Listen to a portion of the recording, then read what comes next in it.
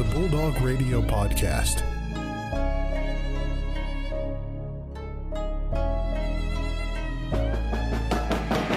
The Ferris State Bulldogs have upset the nation's number 2 ranked team. Wide open! Taylor is going to take this one to the house! Touchdown Bulldogs! It's the MVSP Season 4, Episode 3.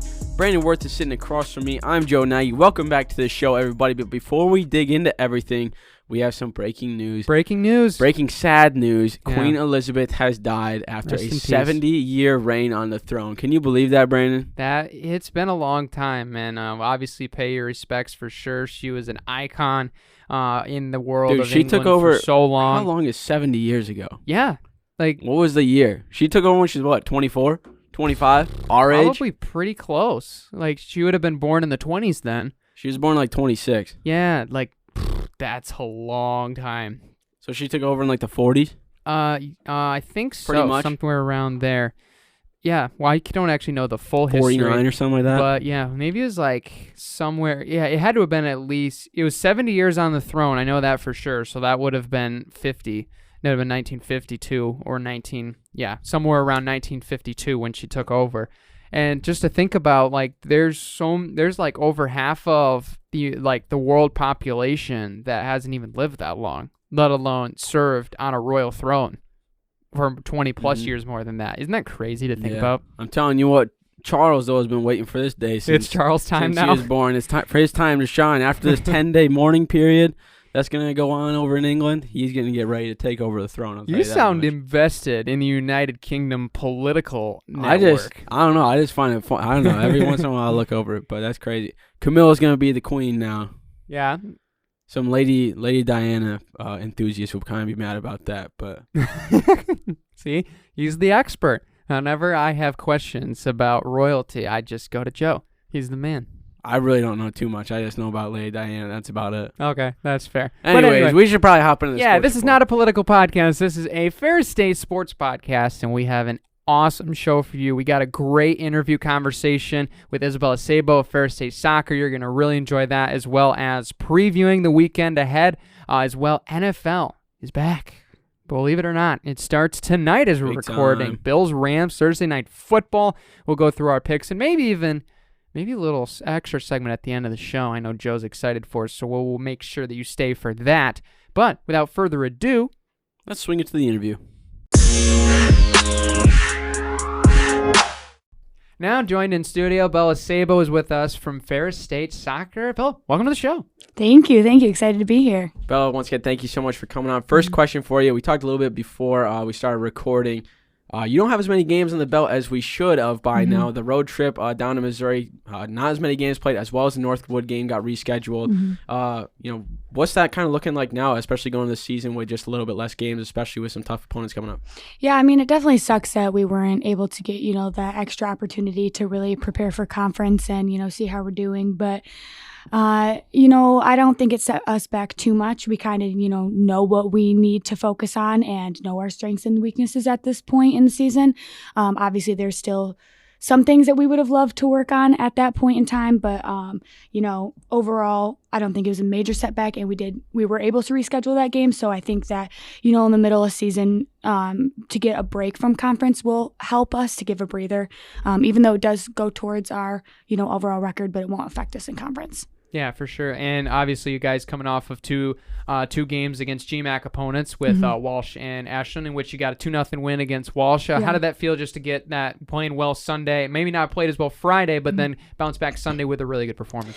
Yeah, so I think, we still played good Friday. I think that our issue Friday was getting the ball in the back of the net. I think that we did a really good job with possessing the ball through the midfield and the defense. I think that one area we struggled with was Friday was attacking in the final third and just getting those final crosses and shots off. And so going into Sunday, that was one thing that we really wanted to focus on, was making these dynamic runs into the box so we could focus on finishing. I definitely probably should have had one myself. I hit a few over the net, but Yeah, I remember seeing that one. Yeah. That was a tough one. Tough one to miss. Yeah, but I think that it was still a good opportunity. People were getting shots off. We were getting into the box. They didn't have one shot on goal the whole game. So I think that we did a good job on Sunday of really focusing on attacking in the final third while also still possessing in the defense and through the midfield, because that was one thing, we are putting everything together, not just focus so much on one area where the other area goes down. So. For sure. And for college athletes, transferring is a big decision, and that's what not a lot of people know about you, is that you're a transfer from a D1 school. So what was that thought process for you when you wanted to come to Ferris State, and especially going from a D1 school to a D2 school? What are some of the differences that you saw, like not only in like facilities and stuff like that, but with competition?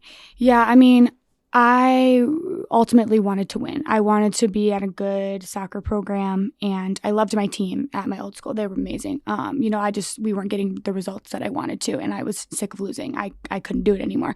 And, when I was transferring, I was thinking, okay, I could go to another MAC school that's maybe, middle of the pack. Okay, yeah, sure, whatever. I'm going to win half the games, lose half the games.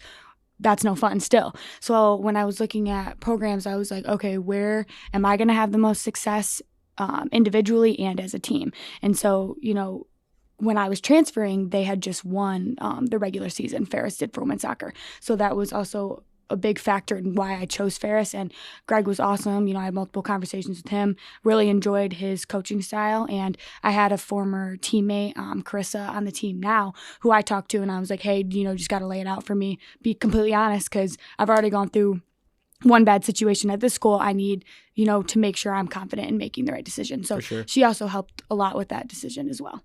Really cool. Yeah, that's a really interesting story. And just like everybody's like decision on choosing schools and moving schools is so much different too. It's really cool to hear that perspective. But obviously coming over to Ferris and being part of the soccer program, not only that, you're in a part with me and Joe in the sports comm program. How has that been like? It's been awesome. Sports management was new at my old school. It was the first year that they had done it. And so I was really fortunate with the opportunity to experience that there and then also experience communications here. So I think it's kind of cool because I got two different sides of the sports world. While we're still doing management within communications, but it's more focused on communications, it's nice to bring my knowledge from my other school into it. And I kind of like how it's like everything is a little bit smaller within the programs, because I've gotten to know you guys really well, and it's like I can actually go into the classroom and be like, oh hey, like I know these people, and it's not like I'm just filled with random people every day. So that is definitely a benefit. Sweet. For sure. And especially with a lot of players who make D1 rosters and decide to either just transfer to a D1 school or D2, like what's the biggest thing that you've noticed switching from a D1 to D2 school? I have a lot of D1. We have multiple D1 transfers on the team, and we've kind of talked about this before. And I would say maybe the speed of play a little bit. I think it varies on who we play. I think the high level D2 teams' speed of play is very similar to D1 speed of play. But when you get into like the lower teams in D2, there's a major difference there. And I would say the MAC, specifically the conference that I came from, was very physical. And I would say so was the GLIAC, but the MAC was, I think, specifically known for their physicality.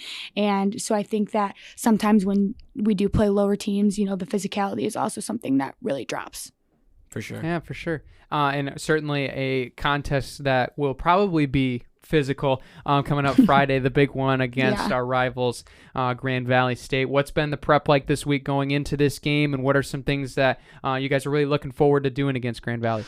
So we say, take it one game at a time. You got to focus on the next game that's coming up. And so, obviously we had success against them last year. We didn't lose to them all season, so that was a great thing. But, we're a new team, new people, and so we got to carry that confidence, but at the same time,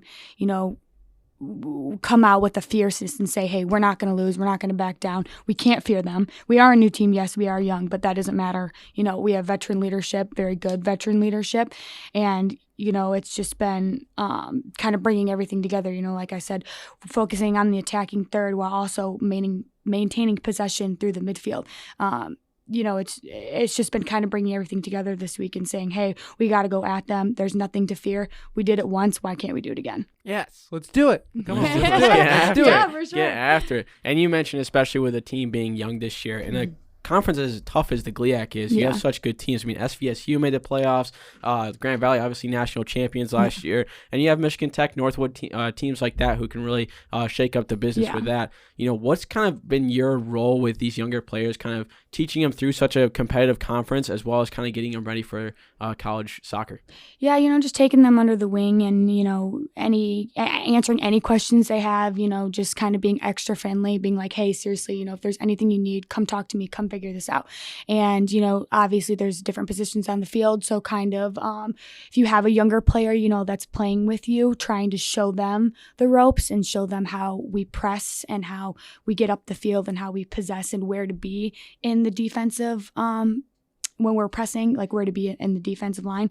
So I think that that's been a major focus, is like really getting the younger players adjusted and doing honestly anything, you know, we can to help them, just making them feel like they're part of the team and that they're not any different from us. For sure. Yeah, absolutely. And one curious question that I've always had is whenever we see everybody on the field together, there's always one distinct thing when we see you on the field, and that you're wearing a purple headband. Is there significance about this purple headband? No. Is there a symbolism, or is it just, you know, that's the color I'm rocking today? You know, I don't know. I think every year I kind of find a color. My freshman year was blue.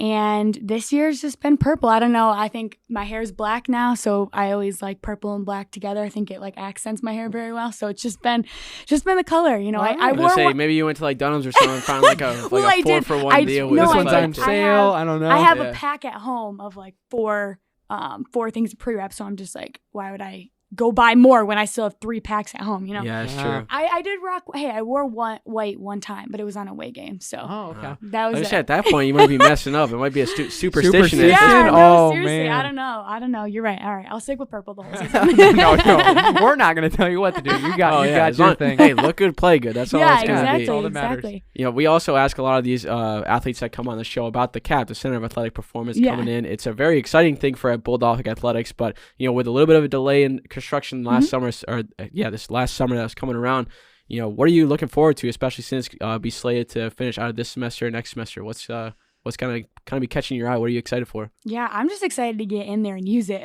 Like, you know, we're teased every day with just sitting there and looking at it. And I go, every time we lift at 7:00 in the morning, I'm over there looking. I'm like, okay, what they add? You know, what's new? So I'm just excited to, you know, get in there and use it. You know, Ferris put this project in work for us to use it, the student athletes, and to get something out of it. And so I'm just ready to get in there, get to work, and, you know, be able to use everything that they, you know, bought for us and that Andrew, you know, wanted for us to be the best we can be. For sure. Sick. Belly, we appreciate your time. We got a final question for you. We always like to ask athletes on this show, what's been your favorite thing about being at Ferris State and being a Bulldog? Okay.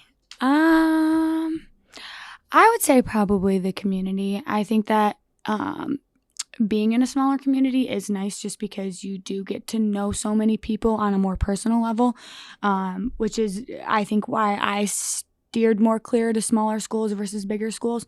So I think that's definitely been a great thing, is to get to know everybody in the community, within athletics and in the community. And everybody's been so nice, so open. Like, I've met a lot of the people here, which is nice, because that was definitely one thing I was worried about with transferring. Was I'm a big people person, and so, like, you know, you never know how it's going to be coming into a new atmosphere. So I think that just, you know, the people in the community have been awesome. That's great. Yeah, it's really great to hear. That's one thing that we hear a lot with all the athletes, is that they love the community of Big Rapids, as well as, you know, the students and student athletes really get along too. Yeah, which for is really sure. cool. I mean, we've seen it in class. I mean, we were partners with a project last year, and we were able to encounter a lot of different people last year as well. Yeah, exactly. So, but Bella, thank you so much for the time that you put away, especially, you know, practice in class, just super busy for you today. Yeah, no but we wish you problem. best luck tomorrow. Thank you so much for coming on. Thank you so much, guys.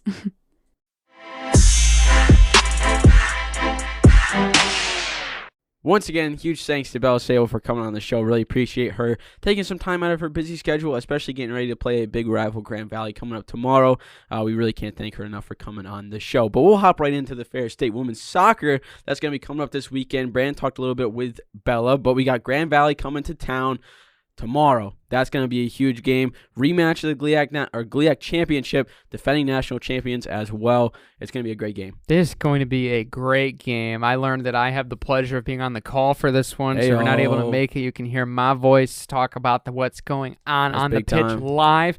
That's 4 o'clock kickoff. Super stoked for that. But yeah, it's going to be a huge matchup. Like, this is the way to come out of the gates guns a-blazing with your schedule, playing the top competitor in the GLIAC. And obviously, as Joe mentioned, one of the top teams in the country as they ran the table last year. So definitely going to be looking a little bit at what happened last year in the GLIAC tournament to be able to kind of get an idea of, we can still do this, like it's not impossible because we've seen it before. We can do it again. It's going to be a really fun campaign to watch, and that's not just because this team's going to be very good this year, but we've proven that we can beat these teams. I mean, we did that in the way to getting to the GLIAC tournament, so it's going to be one of those games where we're going to see a lot of tactics thrown all over the place. There's going to be changes left and right, so how are you going to be able to adjust is going to be the biggest part of the game. So I think this is going to be really not only a battle physically, but mentally. Coaches are going to be throwing out everything they can, especially early in the season, because we're going to have to go down to GV October 16th, which is just over a month from now. So there's going to be a lot to look forward to. I think our offense is in a good spot, looking really well, and had a lot of opportunities against Walsh and finished a lot of them, especially with Isabella Sabo having the hot foot right now up front. So going to be looking to get her the ball, but I'm sure they're going to be targeting her, but we got a lot of rounds. So being able to lock down defensively and win 50-50 possession in the midfield is going to be, I think, the two keys to be able to win this contest. And GV is coming off a 1-0 loss against Minnesota State. That was a tough one for them. It was pretty even all throughout, 16-16 on shots, pretty even as well as shots on goal, 8-5 in favor of Minnesota State. So they're obviously going to be coming here, especially opening up GLIAC play. They're going to want to start off hot, especially seeing that it's us, the defending GLIAC champions. The only ones that could really throw them off their game at all. But it's going to be good, especially seeing that they're going to be coming to the Bulldog soccer field first. I think that's going to give us a good kind of situation, especially to have that that familiar ground we'll be able to play on. But it's just going to come down to our defense kind of stepping up and playing well. When we are kind of clicking, I mean, we saw it against Walsh. We weren't really allowing too many goals. I think it was 6-0 on shots on goal. Yeah. So if we're able to really step it up there and kind of close off that, I know that they really like to kind of play that side ball, high crosses in. If we're able to kind of close it out and get some offside calls going our way when we're on defense, that's going to be the main thing about it. But GVSU knows how to put the ball on target and knows how to get shots off, as we've seen from their games so far this season. They also split a 2-2 draw against, I believe it was, bad radio, terrible radio, Central Missouri. They played to a 2-2 draw. So they're obviously wanting to get that first win. We were able to get a first win against Walsh as well. So hopefully it'll be a good game. I'm really excited for it. And I'm really excited for this Davenport game Sunday as well. The GLIAC Rings presentation is going to be a big one. And Davenport is no slouch of a team either. Yeah, for sure. And looking back to, obviously, as mentioned earlier, being able to beat them in the GLIAC tournament last year in the snow, definitely not going to be the same game. We're not going to. We're going to definitely see. It's supposed to be nice out tomorrow. Yeah, I think there was only 15 shots total in that game altogether from the snow. We could see more than that from both teams by the end of the contest for sure. I think both teams offensively are very, very strong. We're going to see really how our defense responds. I think they can do a really good job, and I think we got to really be able to not only establish the perimeter on the outside, but in the middle as well, because we saw Ashland gave us some fits up the middle. We really could not get anything center across frame towards the net, so we had to try to go outside, and I suspect JV's probably going to try to limit the outsides because that's what gave us success against Walsh. So being able to establish possession and really take care of it and get good looks is when we play at our best. So, and if you're going to have to beat the best, you're going to have to play at the best. Two players you should probably watch out for. One, Brindley Bell and Isabella Sabo. They were the two players who really were the spearheads of a lot of our offensive efforts last weekend, especially seeing up the side. They're two incredibly fast players, which is insane. Like, they turn on the Jets. when they hit the outside, and they're able to really get some opportunities on the ball when it comes to passing in as well as bringing it down the baseline. So I'm really looking forward to those two players being able to make some noise this weekend, especially seeing that Izzy Zambarina scored 2 goals against Walsh, almost had the natural hat trick in the first half. It's going to be a tough test when Grand Valley State comes to town, as well as when the Panthers come to town on Sunday, but it's going to be a good weekend for soccer. Oh, yeah, and Jessie Bandick, who was the one that had the goal last year, she'll be back again, and maybe we'll be able to sink the Lakers. You'll just have to find out Friday, and as well the Panthers on Sunday, which will be just as good of a game.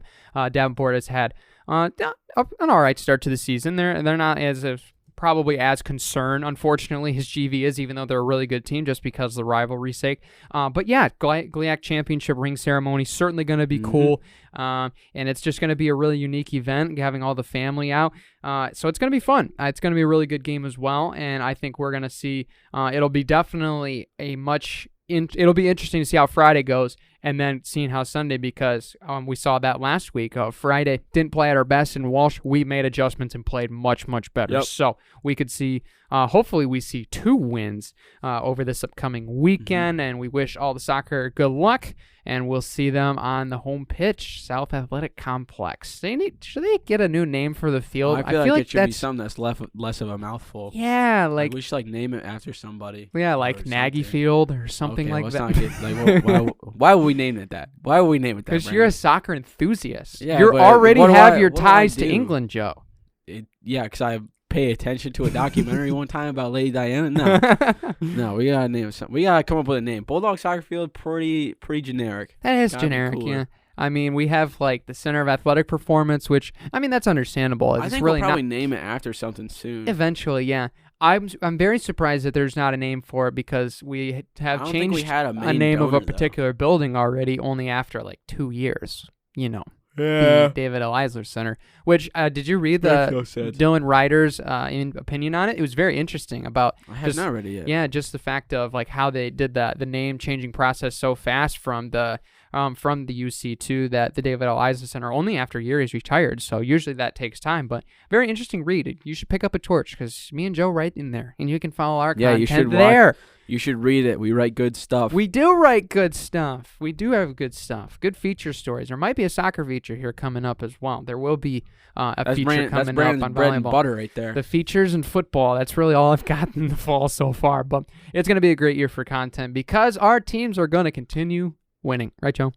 That's the truth. Exactly. Anyway, moving over. Gridiron. Big one. Big Saturday. time. Lenoir-Rhyne, 14th ranked team, will be hosting us.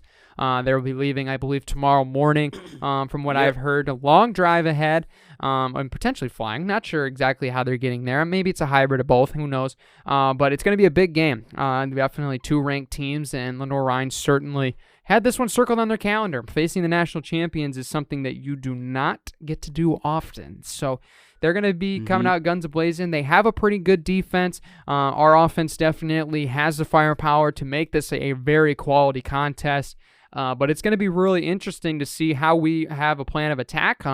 Seeing the pass-first offense last week was definitely a little interesting, and definitely had its little bit of quirks. So I'm really curious to see what Coach Anise and that offense are looking at doing for this upcoming week. Yeah, absolutely. And this is the first time. I'm actually on Lenoir-Rhyne's website right now. It's actually Lenoir-Rhyne's first time taking on a number 1 team in the nation. Is it really? Yeah. Yep, they've taken on number 2 and number 3 plenty of times, but they have not taken on number 1. But it's going to be a good game. Lenoir-Rhyne is ranked either 14th or 17th. I can't really tell because they have a little slash in between. I heard 14. 14? Yes. Even better. It's going to be a great game between the two. I think the only thing we're going to have to worry about is just there's not going to be a lot of Ferris faithful there, because that 11-hour car ride kind of takes away a lot of people's ambition to get to the game. So, but we've been in places where we've had to go in pretty hostile and not have a lot of fans. Like, I mean, we went out to Central Washington a few years ago, got to business, 45-10 or something like that. Oh, it was 62-20, I think. Oh, even worse. Even worse of a beatdown. Yeah, fourth quarter was all ours. And hopefully it stays the same. I mean, they're definitely a good quality team. Defensively, they're very good.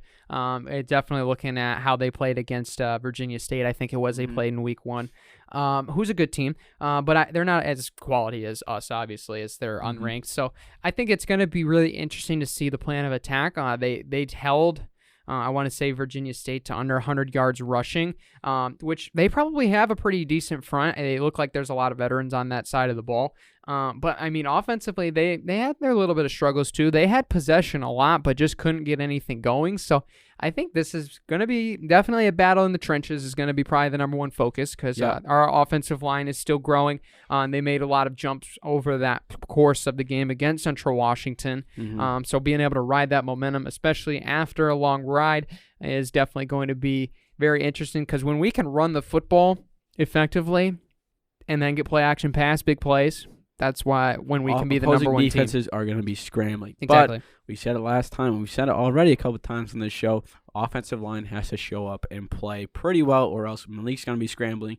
We can't really get anything up the middle, and that's going to be one of the problems if we can't do that against Lenoir-Rhyne because they have a good defense.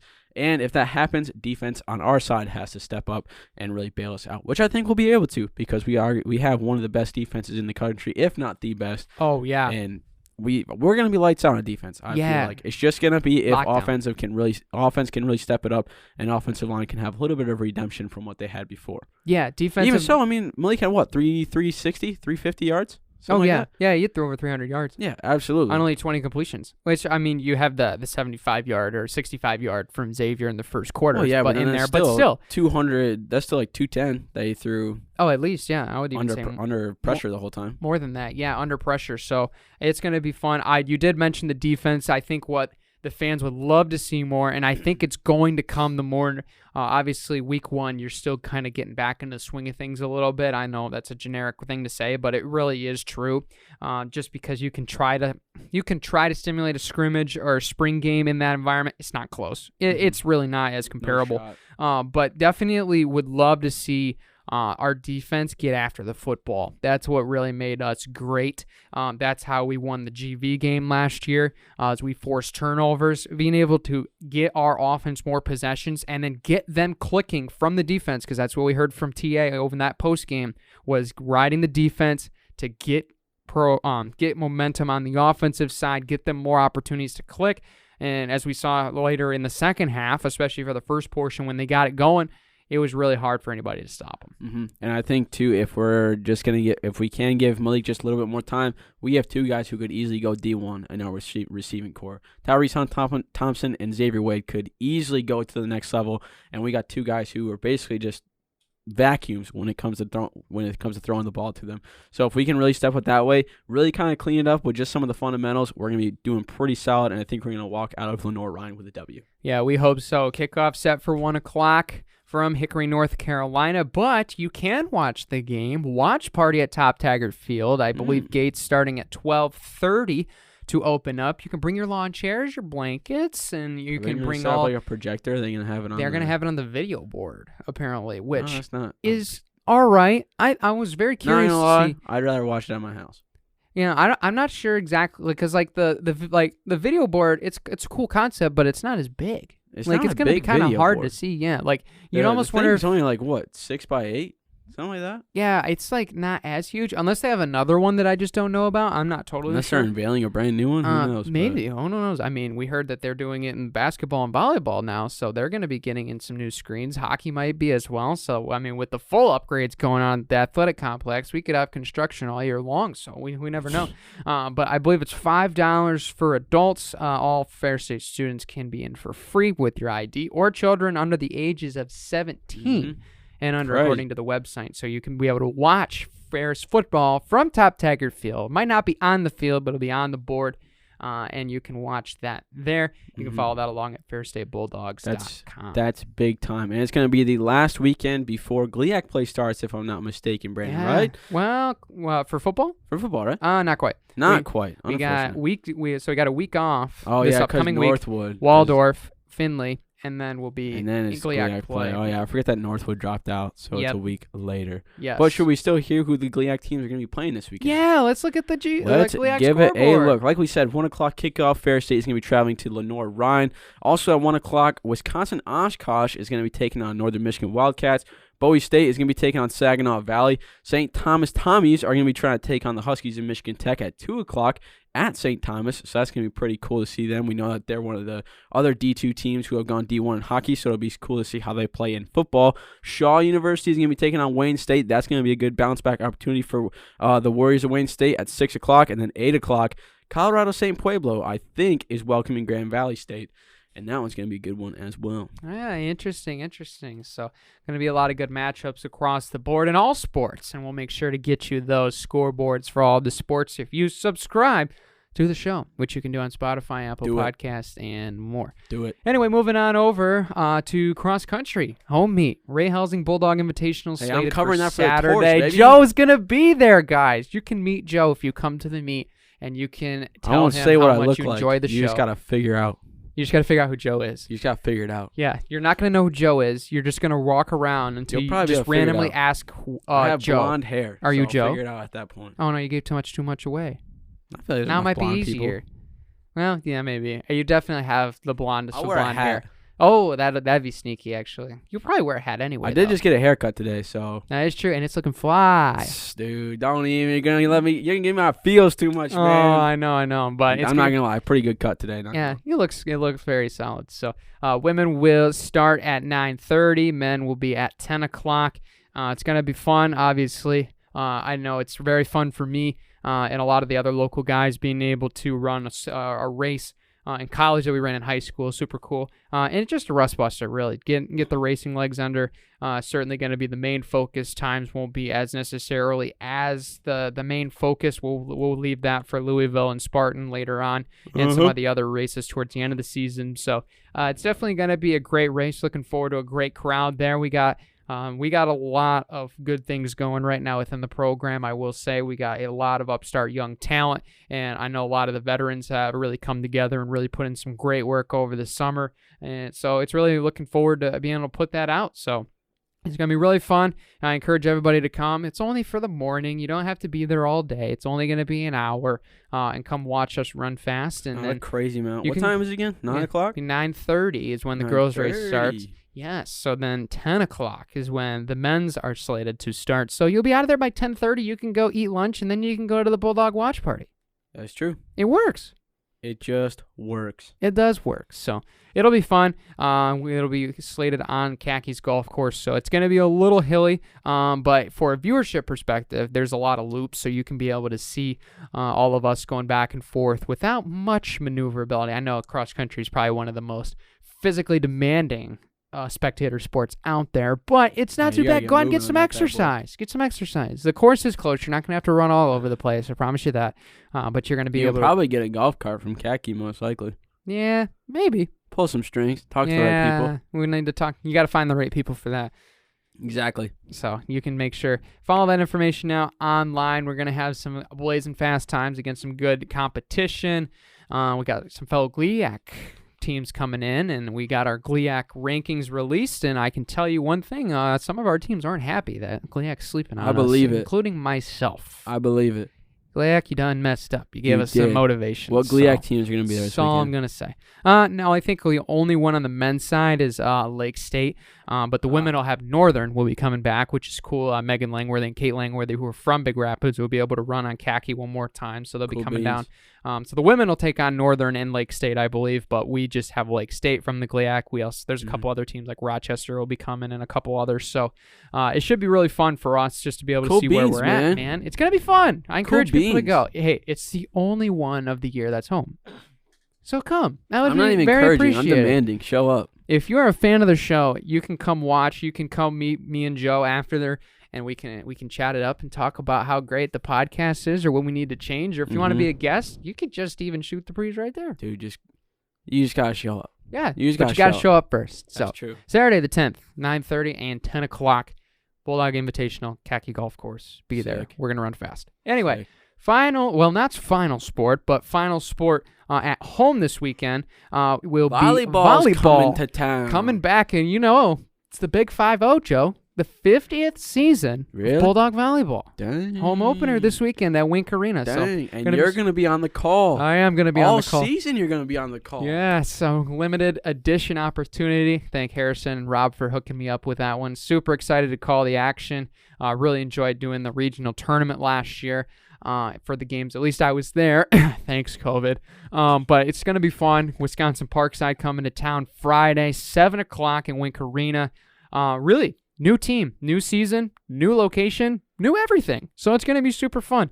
I talked to Coach Branda Wilhelm before, and she was really mentioning about how this young team is going to bring a lot of firepower, and it's going to be really fun to see. And they've gotten 2 wins over the last 2 games, so they're coming in red hot. And, of course, they're going to take it one game at a time like they always have. They always will, program motto, and hopefully play some really good volleyball on Friday night. Yeah, it's going to be a sick time, especially against Wisconsin Parkside, who is a opponent that we've historically seen success from. I think we're, what, 8-0 from your paper that you showed me? 8-0 from the last 8. Past 8. So, and last year we went 3 sets to none against them. So, yes. It's going to be a good time, especially seeing that we're going to be opening up Wink for the first time this year to the public. So, that'll be really cool, especially to see, are the new video boards getting in already? I'm not sure, actually. Well, I guess maybe. We'll see. Now you have to go. Friday. Now you have to go. I guess we'll see on Friday. That'll be pretty sick. Yeah, gonna have to see it, but yeah, definitely gonna be fun. A young team with a lot of firepower, a lot of great players, a lot of great stories, especially with the Anderson twins playing together. So gonna be super fun. Gonna be a really fun game.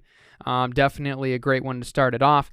And you look at a lot of the things on paper, and we definitely have the advantage over Parkside. So I think there's a lot to look forward to. And I think hopefully we play really well. We get to see a lot of the other players being able to step in and play some matches and play in some sets. So over the next couple games. So we hope this is just the springboard. Keep on going forward throughout the season, because it's going to be a long season, especially. And you gotta get out there, because after this game, it's a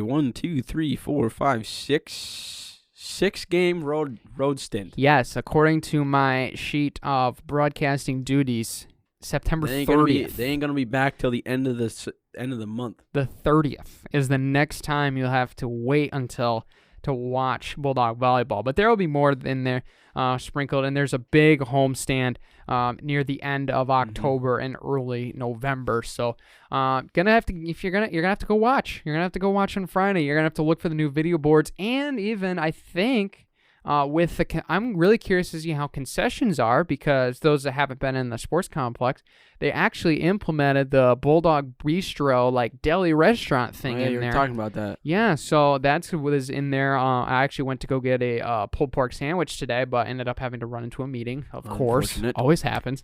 But definitely, I had the pulled pork the other day, as we mentioned on the last podcast. Oh, my gracious. Joe knows. It smelled good. Dude, I know. It tasted good.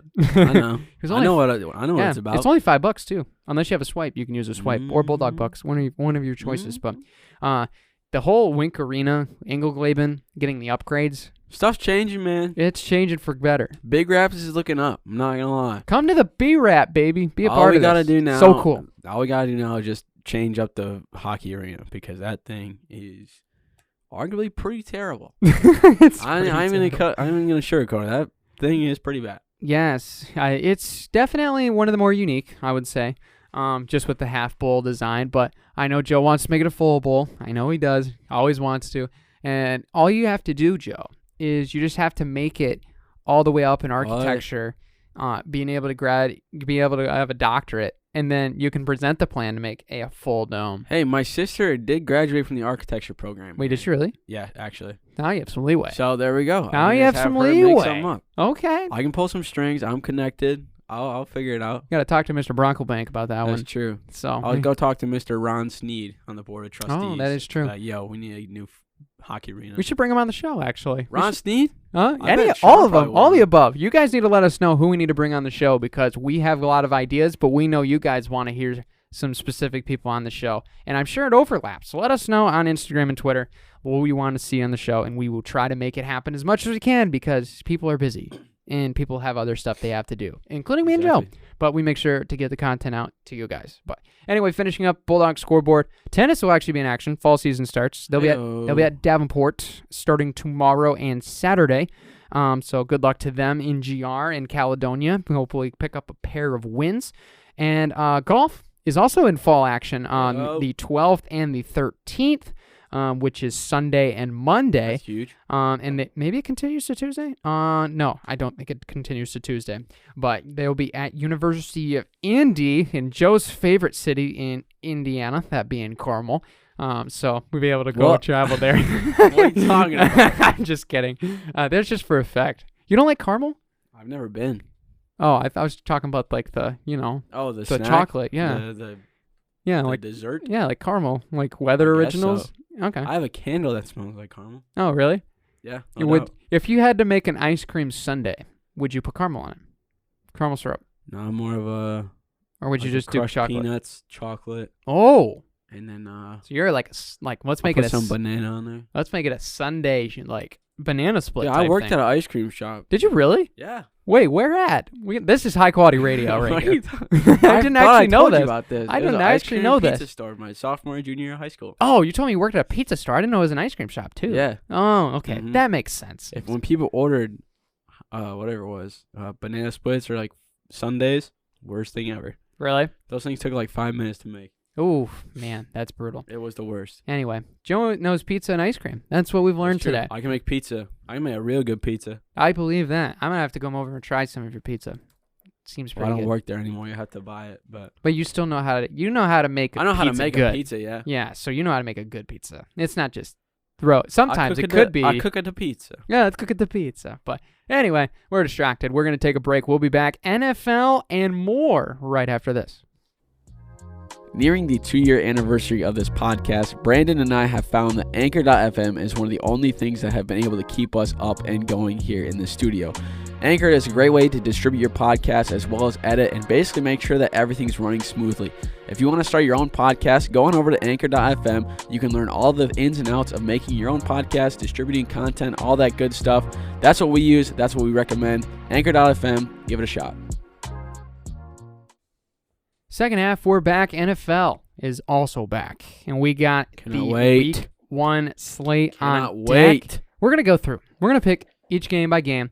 We're gonna maybe compile this over the whole season. We'll keep a list down, and Yeah. we'll keep a scoreboard up in the studio. Okay, we're doing it. I'll We're all write in. it down. I'll get the piece of paper out and I'll He's write got it it down. right now. Pencil and paper. Hear that paper flipping? Oh yes, we're gonna get this Get thing recorded. situated here. Let us know what the punishment should be for the loser. I think we could make this very embarrassing, but we probably shouldn't. We'll keep it. We'll certainly keep it reasonable. We'll figure out a punishment later. Yeah. So, all right. Starting tonight, as this is recorded. So in case you might listen to this tomorrow, yes, this is going to be timestamped. It for is 9/8/2022 2022 today. Correct. At 4:06 p.m. Yes, timestamp that so we're not going to be looking like we made picks after the game ended. Bills-Rams at LA. I'll start this off quick and easy. I'm going to pick the Rams simply because Sean McVay has not lost quite yet at home in season openers. I probably just jinxed it myself, and the Bills will win, and you'll probably know why, because not because of the way they played, because Brandon Worth from the Most Valuable Sports Podcast definitely jinxed it. But the Rams play well at SoFi, and they play well at the beginning of the year at SoFi. With the season that they're bringing back. The Bills are going to bring some firepower. Von Miller's going to be back in LA, but I think the Rams will get it done because I think the Bills, with their changing of dynamic, they also got some things to figure out defensively and offensively. The Rams definitely looking like the team, maybe just a little bit ranked higher. And, of course, the Bills will be heavily favored, so they'll probably lose. That is true. I'm going to have to disagree, Brandon. I think the Okay. Bills are going to be able to take this one over. I think especially with Stephon Diggs and especially, like you said, Von Miller now being on the Bills, it's going to add for them a defensive threat that they didn't really have last year too much, and especially with the offensive firepower with Josh Allen's scramble ability. Stephon Diggs can get out in space. Rams, they have Cooper Kupp and they have Matt Stafford. But, Odell is a free agent. He's not on the team, so they don't have that other guy to target at all. And, I mean, they do have Aaron Donald, and they do have Jalen Ramsey. But I think Josh Allen and the Bills are going to be able to go into SoFi. It pains me because I want Matt Stafford to win. But also, Josh Allen is my fantasy quarterback this week. So I have a little bit of bias. Why. I have a little bit of bias, but I think Bills are going to take this one. Do you want to do score predictions as well? Oh, are we going to do score predictions? I mean, I don't think we'll keep track of it, but we'll just toss it out there. 30-27 is what I think got. It's going to be 27 to 25. All right, there you go. So that's game one. What a great game to start it off with. I mean, come on. Absolutely. Beautiful, beautiful game. Great job for Thursday Night Football. They debut Thursday Night Football on Amazon Prime. So, hey, if you don't have NFL Plus or NFL Network, you can watch on Amazon if you have Amazon Prime. So, going to be really cool. I think it's Al Michaels and Kirk Herbstreit going to be on the call. I think That's for not Thursday a Night terrible Football. duo. Yeah, I'm excited to see how that goes. It's really going to be That's fun. not a terrible duo at all. Yeah. All right, to Sunday games. 1 o'clock on Fox. Saints at Falcons. Ooh, this is a toughie. I'm not sure. I think I'm going to go... Sorry. I don't think I got Jared Bernhardt. Yeah, I can't bet against Jared Bernhardt, right? I'm going to have to. I'm going to have to go with the Saints in this one. And the reason why is Atlanta will be at home. But Atlanta lost a lot of firepower offensively. I mean, no Calvin Ridley. Matt Ryan's not under center anymore. And they still got guys banged up. So I think this could be a game that the Saints can skid out firing. They got all their offense back from last year almost and then some. We might see Mike Thomas finally catch a football from Jameis Winston with Chris Olave, Jarvis Landry, Marquise Callaway. And then, of course, you have Alvin Kamara there. And New Orleans defense is very underrated. So I'm going to go with the Saints in this one. I'm going to go final of 28-14. This could be a big one. I'm going to say it's going to be 2 scores. I will be happily when I am wrong. I think it's also going to be Saints, mainly because I just don't think, especially with the quarterback situation with Atlanta, they're obviously going to save Desmond Ridder, so at least Marcus Mariota to kind of lead him to anything. And I just don't think Marcus Mariota has what it takes to be able to come out, especially as a starting quarterback, to get a lot of wins. And a depleted Falcons team against a Saints team who doesn't have the same firepower as they used to, but they got Jameis Winston, who's a good throwing quarterback to an extent. He loves to throw the football. Is he going to be accurate every time? No, but he's going to do it so much that he's going to have his interceptions and his touchdowns equal out eventually, as we've seen when he is with Tampa Bay. But I think the Saints are going to be able to go in and really upset the Falcons at home. So I'm going to go Saints. It'll probably be a little bit more lower scoring. We'll go 14 to 17. That'll be a close one. 14 to 17. That seems very reasonable. Saints all around, though. Yeah, Saints all around. And next game. Ooh. I didn't realize that this was a matchup until just now. I need to actually pay a little bit more attention. This one is a little sneaky that I have on my card. It's the Patriots and the Dolphins in week 1. Oof, this is a toughie. It's going to be at Miami. I didn't actually realize this is going to be a hard one to pick, and it's going to be. The projected score on Caesar is 24-22 in favor of the Dolphins. I'm going to be bold here. I'm going to disagree. I'm going to go with the Patriots, and here's why. Team offensively, I'm not going to be concerned about as far as being able to score all over the place.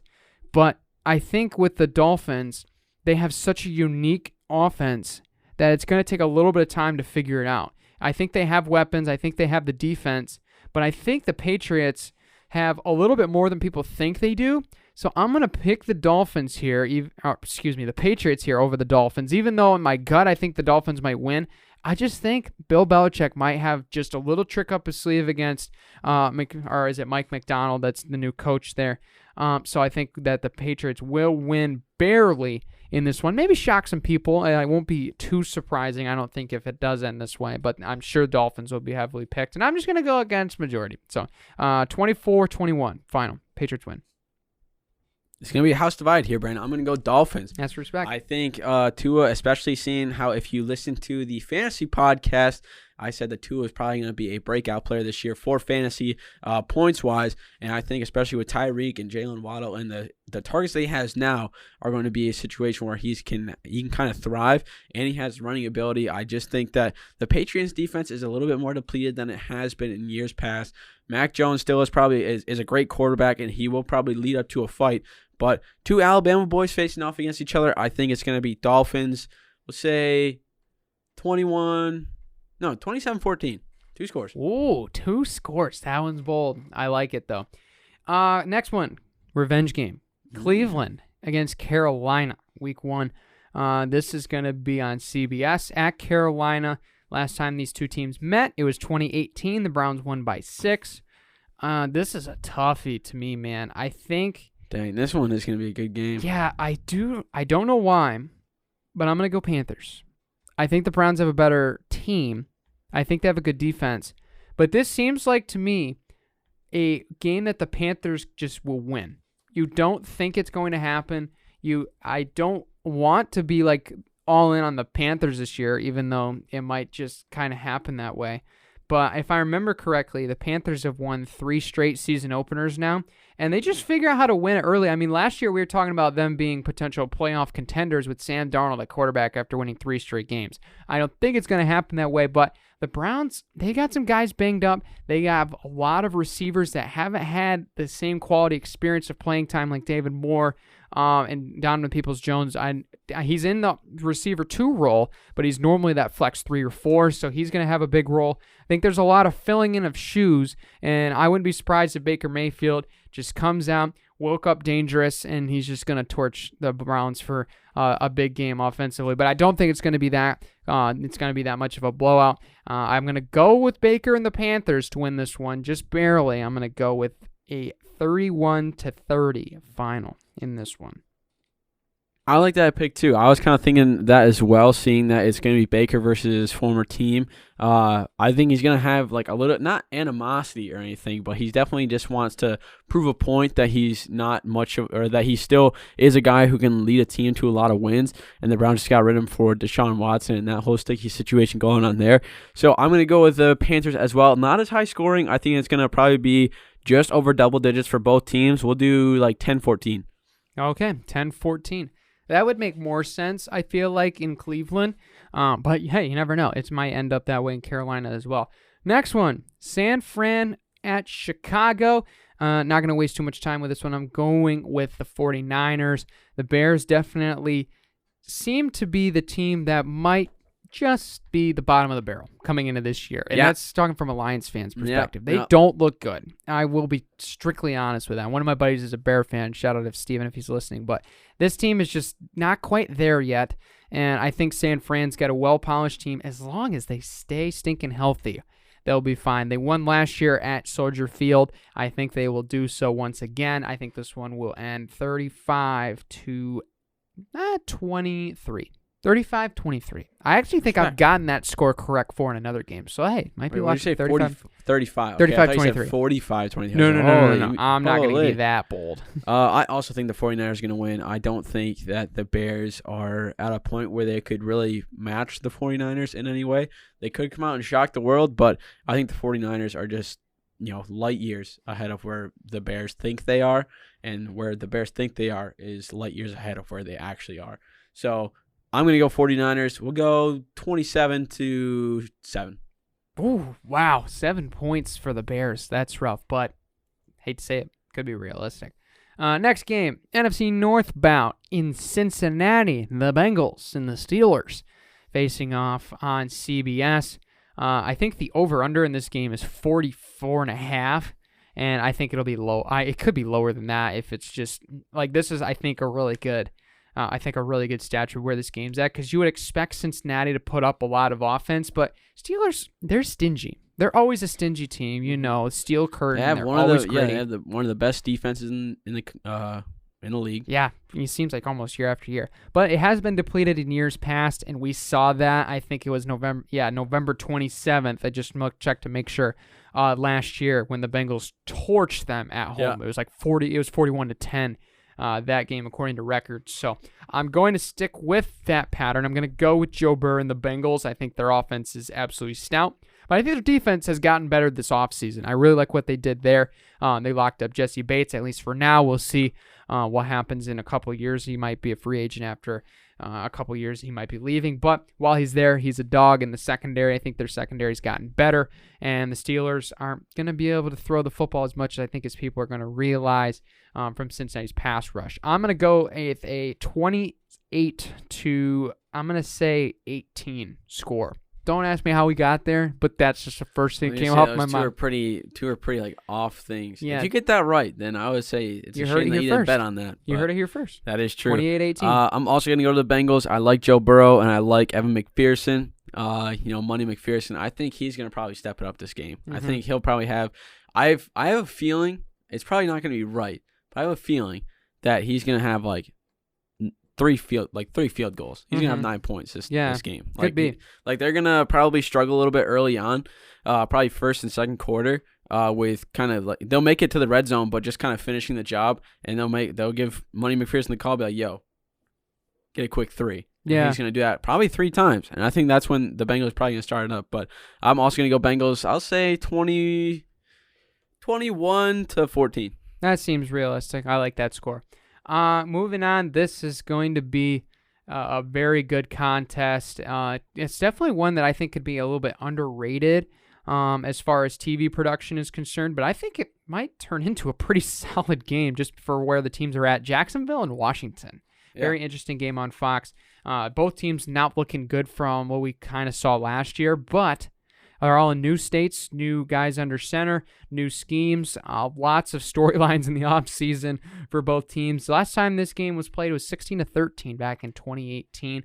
I'm gonna be a little bold here. I'm gonna go with Jacksonville. Seems strange, I know. That's a choice at FedEx Field, but I think this is a revenge game. I think Jacksonville has gotten a lot better offensively. Dude, Washington's banged up. They got a lot of guys on the injury report. And I'm going to be very concerned for how this Washington offense is going to be with Carson Wentz. Now, when they prove me wrong in week 2, then I'll start getting back on their train again. But until that, I've picked with Carson Wentz too many times. I'm not going to make the mistake, at least for this time. And we'll see with next week. So I'm going to say Jacksonville sneaks out of this one and might fool the experts a little bit. I doubt that will happen. I think the Commanders are going to probably 2 scores above the Jaguars. Really? I mean, you got Thibodeau, but what are you going to like? What are you going to do? Like, he's a rookie. Like, he's going to have his welcome to the NFL moment this game. And it's even if it's the Commanders who don't have the best offensive line, seasoned vets usually are better than freak athlete rookies most of the time because they can kind of handle that a little bit better. Trevor Lawrence is just going to have the same thing. He's going to, try to do his best. He's not going to get any time in the pocket. It's just going to be a dumpster fire for them. Commanders are going to play pretty well. They are depleted, like you said. However, I think Carson Wentz is just a little bit better when it comes down to games where it's just going to be scrappy rather than kind of a blowout. So it'll probably be 21-7. 21-7. All right. 21-7 Commanders. We'll have to wait and see on that one, my friend. I think I'm going to be right there, Brandon. Okay, we'll have to find out. I don't think it's crazy to pick Jacksonville as much as it's not a crazy pick, but it's the wrong one. Oh, we'll have to wait and see, my friend. Anyway, Jets against the Ravens. This one at New York. No wasting time. Am I going to pick with Joe Flacco? No. Baltimore wins this one. You know what? Give me the 40 bomb. 42-17. We might be a little bit too high on the Jets. Zach Wilson's got that dog in him. I mean, you got Sauce Gardner as well. He's not playing, though. Oh, that is true. It's Joe Flacco season. Otherwise, I would give them a little more benefit of the doubt. You got Sauce Gardner, who hasn't allowed a single catch in preseason. Yeah, but he can't be the one that's covering Lamar Jackson 24/7. Yeah, that is true. So we're going to go Ravens as well. I won't go as crazy, but I'll say like 35-17. I think later in the game, Jets will probably score 2 scores. Sounds good. And anyway, speeding on over, we have to do this one, unfortunately. More it's bad radio. The Lions and the Eagles. This is a tough Lions all the way, baby. So can we make a pact that we will pick the Detroit Lions for every week of the season, and just because we can't go against our blue-blooded Kool-Aid hearts. Yeah. Okay. I'm picking them anyways because I believe in our boys. I'm picking them anyways. Do it. Okay. Dude, let me tell you what. All right, you might say like, oh, like dude, like you got your blinders on, whatever that may be. All right, listen here. You got Malcolm Rodriguez, who in preseason was lights out. He's a hard hitter. You got Aiden Hutch, who was also playing really solid. He's going to be able to squeak through a couple times. Eagles don't have the greatest offensive line either. You have on our offense, Penei Sewell is in his sophomore season. He's going to be able to really step it up when it comes to giving Jared Goff a little bit more time. You got Amon-Ra St. Brown, DJ Chark, who's going to be the 2 guys who are going to be the main focuses. We got good guys. I think it's just our secondary on the defense that we're going to have to watch out for. And if we can just make Jalen Hurts scramble a little bit, our linebackers, Rodrigo and Hutchinson, will probably do some business there. It's going to be a close one. I'd say 21-20. Oh, yeah. Lions. That seems like the consensus of 3 scores each side. I like that one. I think the Lions can make some noise in their first game. I'm definitely looking forward to here. Philadelphia's a better team, but that doesn't mean they're going to be. And I'm certainly going in the underdog mentality week 1, full head of steam. So I'll pick the Lions Absolutely. here 30-21. Once again, this pick is a wild card. It's not going to matter for records because we're the homers. It only matters if they win. Yeah, it only matters if they win. It's a bonus pick for being Kool-Aid fans. So, it's our show. It's our rules. Honolulu Blue, have baby. at it. Final 1 o'clock game, Texans and Colts. I'm picking the Colts on the road. Yeah, Colts as well. I think they got what it takes. I don't think it's going to be It's not that hard to beat the explosive Texans. offense, It's but not the that hard to defense beat is the better. Texans. It is also not hard to It's- beat the Texans. It's not that hard to beat the Texans. Yeah, 35-21. Seems standard enough. 35-21. Yeah, true. I'll probably say like 30-7. Okay, that seems realistic.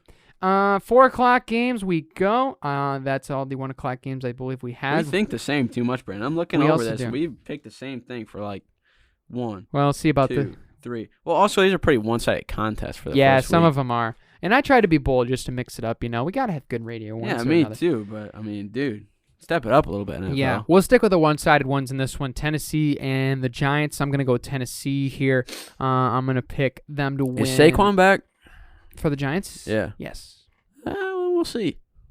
There's Oh, a chance. Okay. There's a chance. I like what the Titans have defensively, offensively. Just ride Derrick Henry. Yeah. Giants' defensive line isn't as good as their secondary, so I'm going to give the Titans the benefit of the doubt, and I'm going to pick them to win. We'll say by I think this one I'm going to get one of Joe's classic low scores. I'm going to go 21-17. Titans win. Respect. Here's the thing. I think now that I think about it, I think the Giants could win this one. Oh boy, here Because if you look at it, don't know who their receivers are, to be honest. Don't really care, to also be honest. However, you have Danny Dimes at quarterback, who 60% of the time, pretty all right quarterback. But you have Saquon returning. So if he starts to play well and you give him the ball a lot more and he's feeling good, who are they going to target? Saquon. They're going to leave some receivers out for one-on-ones. You can do kind of an RPO and give it to Saquon, and even if you give it to him late, he'll still be able to make something happen.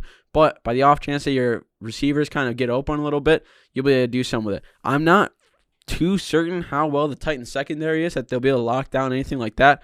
But I think if Saquon has a good game back and they don't waste him, but they make it so that he's comfortable, if they can kind of make him focus on Saquon, or their receivers can kind of step up where they take a little bit of gas off Saquon, then they have a chance to win.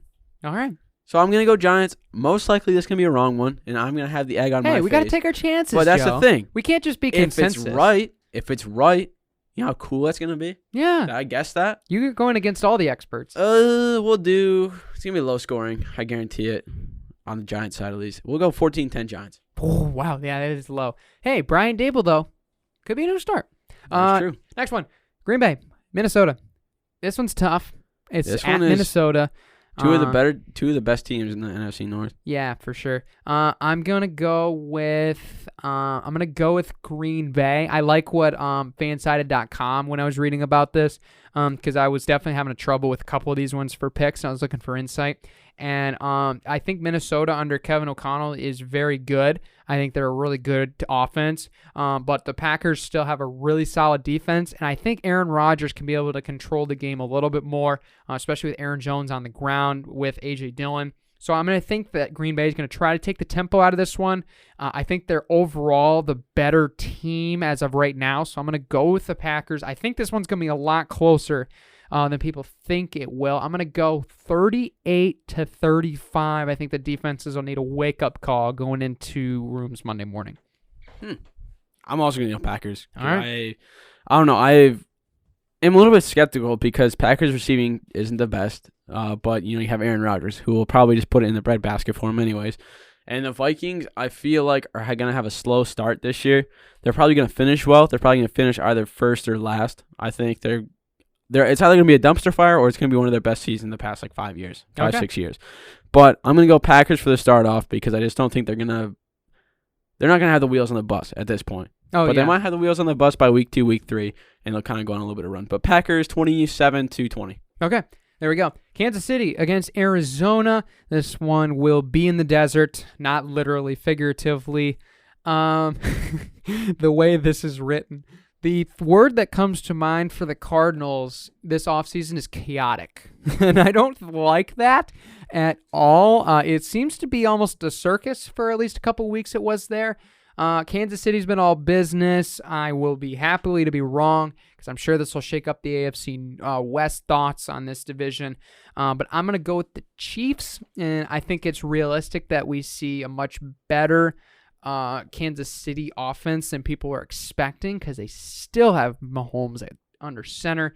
Running will be interesting because I think Arizona has a little bit of an advantage under the trenches, but the Chiefs did upgrade their offensive line a little bit, so I think they will be fine, and their defense is going to be studs. So I'm going to go with the Chiefs.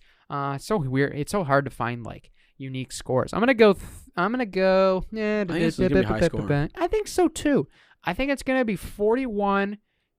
Mm-hmm. I don't think I've said that one yet. 41-34. Go Chiefs. All right, sick. Chiefs lost a lot of speed. Even though if it's just Tyreek, they lost a lot of speed. They did. They replenished it with Juju, but Juju's in later years of his career. He's still in his prime, but I think the later years of his prime. And Cardinals, their defense is starting to step it up a little bit. Their offense, I mean, they don't have D-Hop because he's suspended, unfortunately. Boo. However, I did pick him up for my bench in fantasy, so we'll see how that goes. Kind of playing the long game with that one. But I think, especially with what Cardinals have, and with just the slower offense that the Chiefs are going to have to go with, I think the Cardinals' defense is going to keep them in it. Especially with J.J. Watt and stuff, I think they're going to be able to really pressure Mahomes to... I mean, pressure is Mahomes' middle name, but I think they're going to be able to make it just so that way he's just a little bit more uncomfortable than usual. So I'm going to go Cardinals 35 to 30. Okay, 35-30. AFC West, Bout. Chargers, Raiders. This one seems very, very tough. And I'm really, really interested to see what we see from Darren Waller because he's not been at training camp. So I'm wondering if he's going to be a little slow out of the gates, but they have a lot around and a good defense. The Chargers are also a good team. I think this might be the sneaky game of the week because obviously we have the Bills and Rams tonight and then the Bucs Cowboys for Sunday night. So that's going to be good matchups. But I think this will be the best game. I think it's going to end in 1. And to be honest, I probably will flip a coin with this one. And as much as I want to do it, my buddy Brendan would absolutely love for me to pick the Raiders. And, you know, he did do me a favor last week. So I'm going to go with the Raiders just barely, just to change things up. I'm going to go 31-30 in this game. I think it's going to be an absolute barn burner. And that we will see the Chargers play well. I think the Raiders will be a little bit grittier. I'll be happy to be wrong. But we'll see the Raiders potentially win this one by 1. And I'm sure, Joe, you would love to split the table on this one. Wait, who'd you say? Sorry, I was looking at some. Come on, man. Raiders. I picked the Raiders. I'm actually, I don't know, because Chargers. I don't know why I'm thinking about this. It's got to be Chargers. I was like, you're going to pick against the Chargers? Sorry, I was checking. Like, I had a notification come on my phone about Canvas, so I had to quick check that. Yeah. My bad. We're students. Classes come first, everybody. Sorry. We're smart people. My apologies. Terrible radio. I'm going to go Chargers. I think their defense is really going to step it up, especially seeing that Waller's probably not going to have the greatest game back, seeing that he missed most of camp, missed most of the preseason and stuff like that, as well as Jay Herbert is a good quarterback, and he's going to really be able to lead these guys to a good situation where I think they're going to start off pretty solid. These guys were basically a play away from being a playoff team last year, and the Raiders. I mean, this is going to be a rematch of that game. So I think Chargers are going to come in with a little bit of a vengeance. I don't think Derek Carr is going to be able to, especially seeing if Darren Waller plays bad and they just got to focus with Devontae Adams. I think that's going to be not the best thing for him. So I'm going to go Chargers 21-17. Okay, 21-17. Final 2 games, very fast. Tampa against Dallas. I'm going to try to stay on the underdog train as much as I can. Unfortunately, this game will derail it because to me it's very obvious that this could be a game the Buccaneers win. Just don't trust the Cowboys, what their personnel is right now. They can prove me wrong. I mean, we saw what happened in last year's playoff game, and that one really kind of scarred me for life to ever think about Dallas being a good team again, to be frankly honest. I'm going to go with the Buccaneers in this one. I think Father Time, Mr. Tom Brady, or whatever Travis calls him by his full name, the arguably greatest of all time, will step up. And I think the Buccaneers offense will have no problem moving the football. And I think their defense is still as good as people say that it is. So I'm going to go Tampa Bay. Final in this one, 34-28. Tampa Bay wins. Respect. I'm going to go also Tampa Bay. Okay. Because I don't know. Cowboys just don't seem like they have it all right now. Seeing that Zeke just is way too big.